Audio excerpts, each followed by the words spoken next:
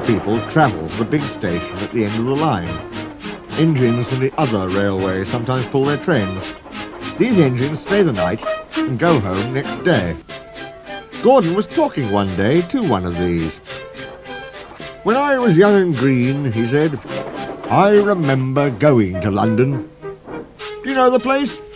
The station's called King's Cross." "King's Cross?" snorted the engine. "London's Euston. Everybody knows that." "Rubbish," said Duck. "London's Paddington." "I know. I worked there." They argued till they went to sleep. They argued when they woke up. They were still arguing when the other engine went away.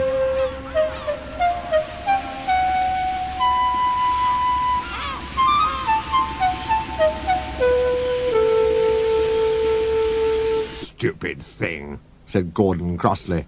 "I've no patience." "Stupid yourself," said Duck. "London's Paddington. Paddington, do you hear?" "Stop arguing," James broke in. "You make me tired. You're both agreed about something anyway." "What's that?" "London's not Euston," laughed James. "Now shut up." Gordon rolled away, still grumbling. "I'm sure it's King's Cross. I'll go and prove it." But that was easier said than done. London lay beyond the big station, at the other end of the line. Gordon had to stop there. Another engine then took his train. "If I didn't stop," he thought, "I could go to London." One day he ran right through the station.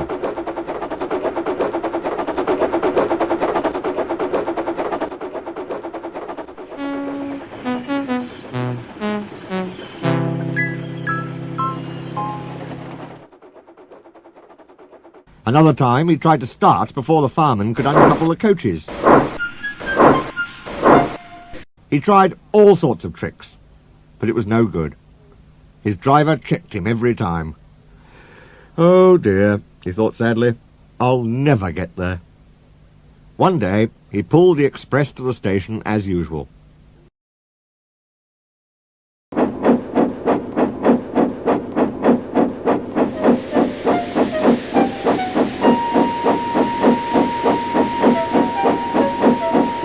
Fireman uncoupled the coaches, and he ran on to his siding to wait till it was time to go home.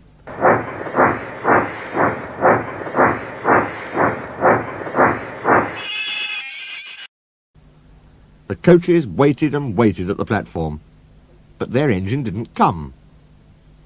A porter ran across and spoke to Gordon's driver. "The inspector's on the platform. He wants to see you."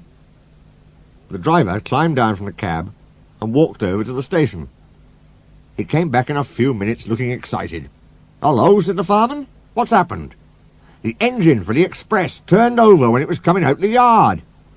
Nothing else can come in or out. They want us to take the train to London. I said we would if the Fat Controller agreed. They telephoned and he said we could do it. How's that?" "Fine," said the fireman. "We'll show them what the Fat Controller's engines can do." "Come on," said Gordon, "let's go." He rolled quickly over the crossings and backed onto the train. It was only a few minutes before the guard blew his whistle, but Gordon thought it was ages. "Come on! Come on!" he puffed to the coaches. "Come on, come on, come on, come on, come on, come on, come on! We're going to town, we're going to town," sang the coaches. Slowly at first, then faster and faster. "We're going to town, we're going to town, we're going to town, we're going to town."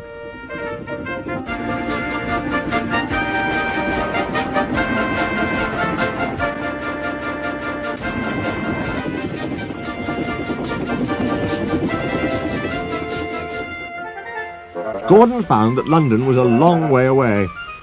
"Never mind," he said. "I like a good long run to stretch my wheels."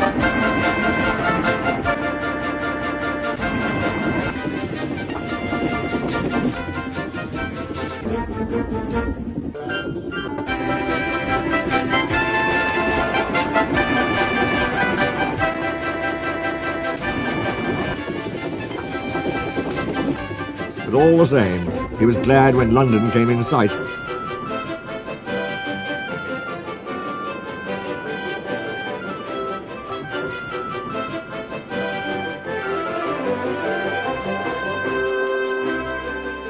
The fat controller came into his office next morning. He looked at the letters on his desk. One had a London postmark. "I wonder how Gordon's getting on," he said. The station master knocked and came in.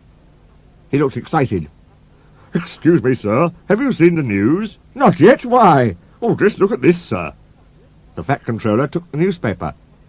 "Good gracious me," he said. "There's Gordon. Headlines, too. Famous engine at London station.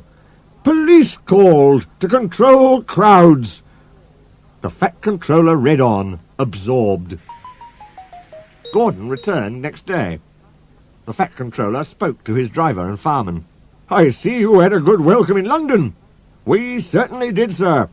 We signed autographs till our arms ached. And Gordon had his photograph taken from so many directions at once that he didn't know which way to look." "Good," smiled the fat controller. "I expect he enjoyed himself. Didn't you, Gordon?" "No, sir, I didn't." "Why ever not?" "London's all wrong," answered Gordon sadly. "They've changed it. It isn't King's Cross any more. It's St. Pancras."